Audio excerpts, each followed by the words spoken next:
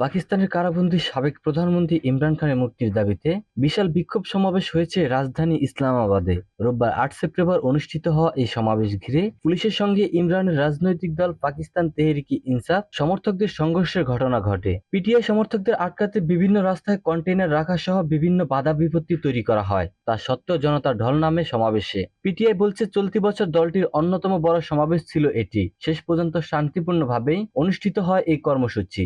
সমাবেশে ২ সপ্তাহের মধ্যে ইমরান খানকে মুক্তির আলটিমেটাম দেন সমর্থকরা। সমাবেশে খাইবার পাখতুনখাওয়ার মুখ্যমন্ত্রী আলী আমিন গান্দাফুর বলেন, যদি পিটিআইয়ের প্রতিষ্ঠাতাকে ১ অথবা ২ সপ্তাহের মধ্যে আইনিভাবে মুক্তি দেওয়া না হয়, তাহলে আমরা তাকে নিজেরাই মুক্ত করব। এজন্য প্রথম গুলি আমি আমার বুক পেতে নেব।